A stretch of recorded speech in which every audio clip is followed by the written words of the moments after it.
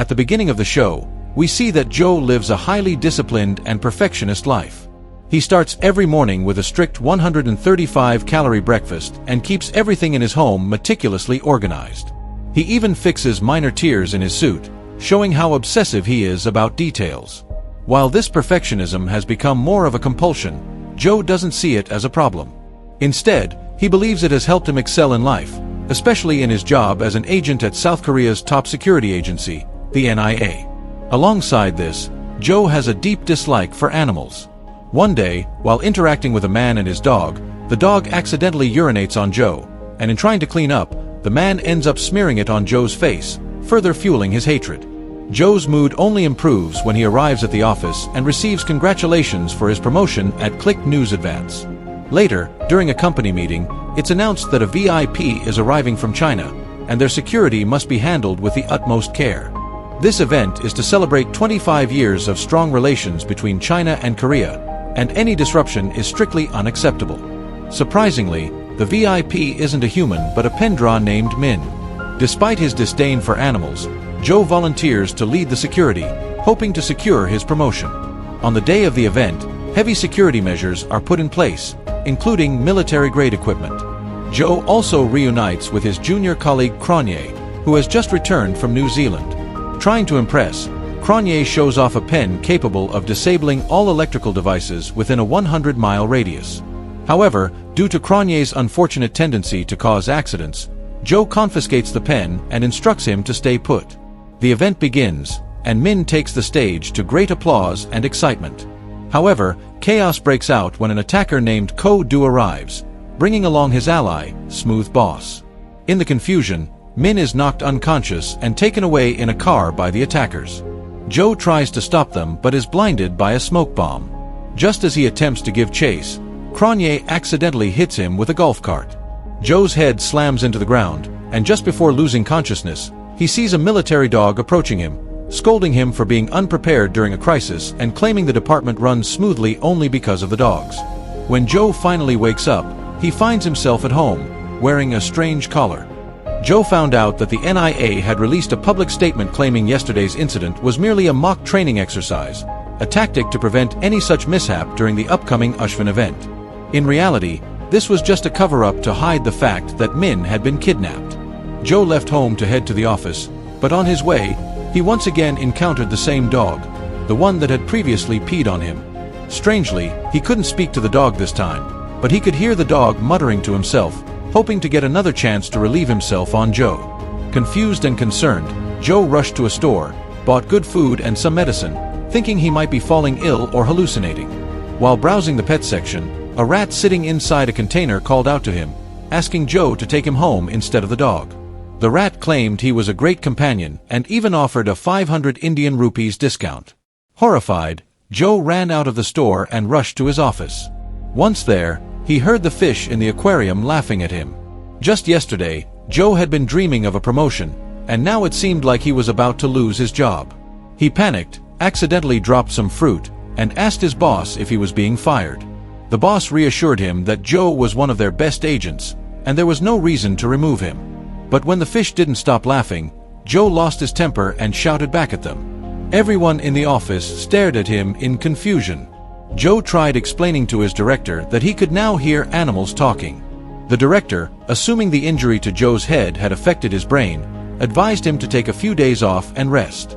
Meanwhile, Joe was assigned to visit the zoo and replace a panda with a fake one. The fake panda was actually Angry Panda disguised in costume to avoid suspicion.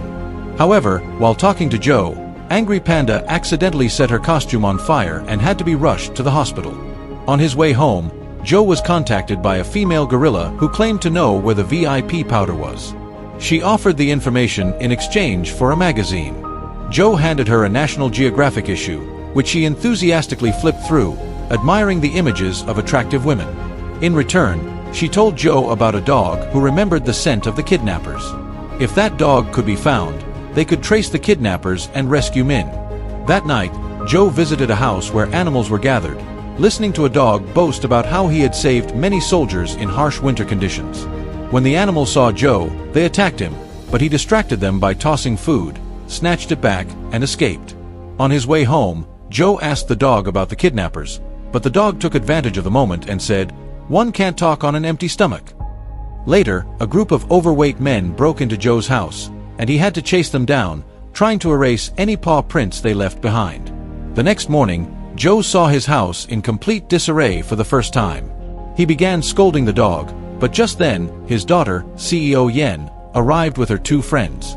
Ever since her mother's death, the relationship between Joe and his daughter had become strained.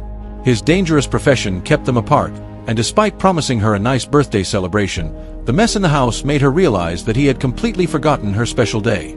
But as soon as CEO Yen saw the effort her father made, she smiled, happy that at least he was trying to change. Joe didn't want to ruin her mood by revealing the truth, so he stayed quiet. Later, they all went to a bar and spent the entire day together. That evening, they heard fireworks going off nearby. When Time Zone asked the dog about it, he explained that the scent in the air belonged to the same man who had killed his previous handler, Sophie, during a winter mission.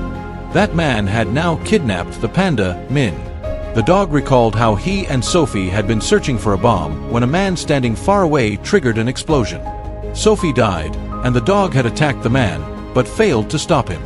However, he remembered one crucial detail: the man had a prosthetic leg. On the day Min was kidnapped, that same scent returned, confirming the dog's suspicion.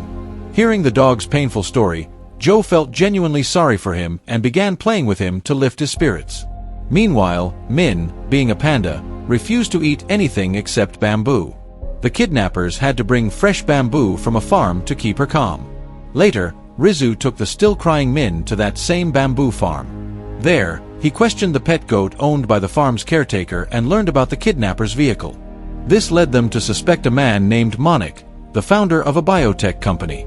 Upon seeing his photo, they realized that Monik was Min's biological father.